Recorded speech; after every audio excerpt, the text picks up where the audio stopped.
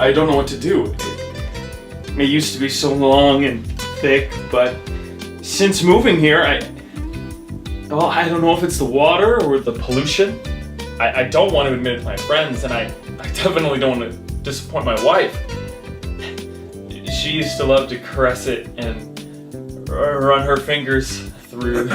Well, this is a condition that affects many men when they come here. But don't worry, there's hope. There's treatments available.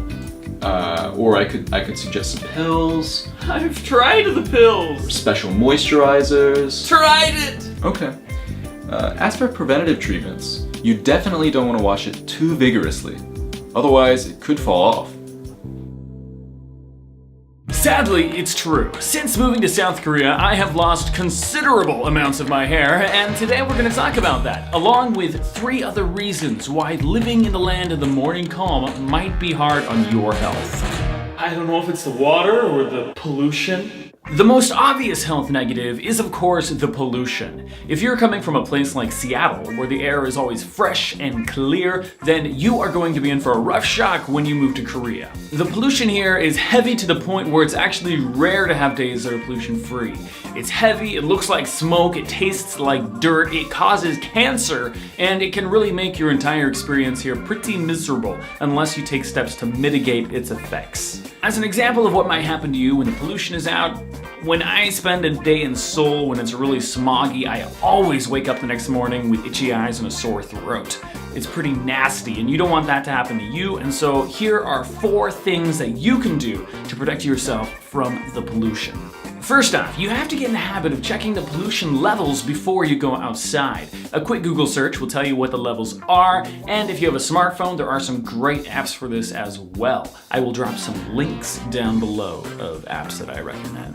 Second, if the pollution levels are over 50 on the air quality index, then you should probably think about wearing a mask. And I know, when I first moved here, I really hated the idea of wearing a mask too. I didn't want everyone to think that I had some contagious disease. But don't worry, unlike in the United States where wearing a mask is kind of awkward, here wearing a mask is perfectly acceptable. Everyone wears them, and they're pretty much fashion accessories. Accessories? Is that right? You tell me. Accessories. They're pretty much fashion. Bleh. You get what I'm saying. Wearing a mask here is okay. Third, if the pollution is really bad, like over 200 on the AQI, then you should try to limit your time outside. Stay inside as much as possible, keep your windows closed, and if you do go out, make sure you're wearing an N95 mask. Those paper surgical masks and those cloth fashion masks that you see a lot of Korean people wearing do nothing. They may as well not even be wearing a mask at all. So, protect yourself.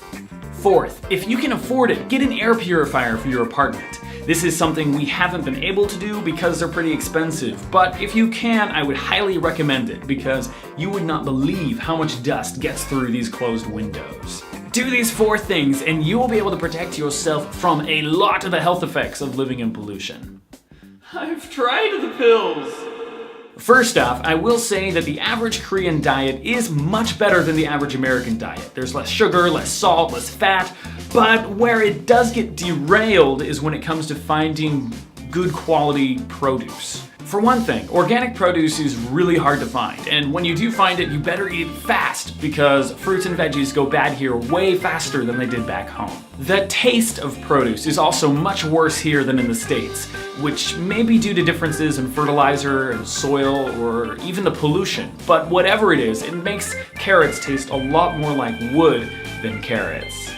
Ugh. Another negative is that it's pretty common for marts to sell fruits and veggies even after they've started to go bad, which really sucks when you've just bought a big box of oranges only to discover that they're mushy and this close to sprouting mold. To combat this, something that a lot of people recommend is to buy your produce from street vendors. It's a lot cheaper than buying it from a mart, it's fresher as well, but the problem is that folks here seem to grow the produce wherever they can find soil, and so it's really hard to know if those veggies you just bought came from a farm or from a spot of land next to a sewage-filled stream, which I have definitely seen happen. To sum this section up, all these things make filling in the produce section on your food pyramid a little bit difficult. This is a condition that affects many men when they come here. It gets really, really humid here, and a consequence of this is that you're probably gonna get mold, especially if you're someone who takes daily showers or uses a rice cooker. Those things pump a lot of water into the air, and if you don't have a way to take the water out, then you're gonna have a massive mold outbreak on your hands. Literally, just like right there. The health effects of this vary from person to person. Myself, I just get itchy eyes and a runny nose, but someone else might develop bad respiratory problems, or if you have allergies, things will get really nasty. We had an ongoing battle with mold during our entire first year here. We'd leave the windows open during the day to dry out the house. We bleached the walls whenever it showed up, but it kept coming back, and it was a serious pain and was affecting our health. Finally, back in December, we gave in and bought ourselves a dehumidifier, and guys, I cannot recommend this enough.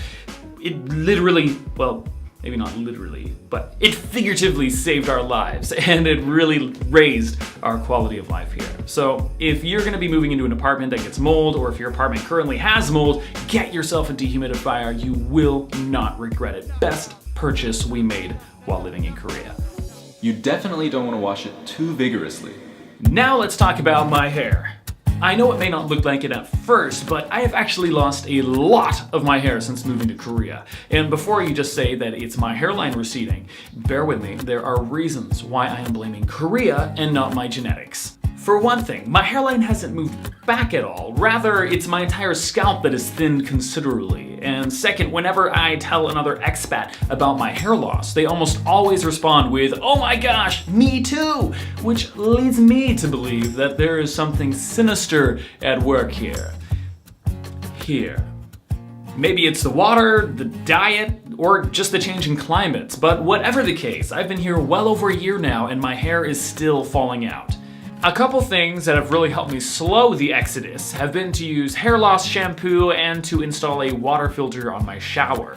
The water filter works really well, and I can always tell when it needs changing by how my hair starts falling out when it goes bad. Do you guys have experience with hair loss? What advice would you have for me? Let me know, because I don't want to go completely bald during my time here.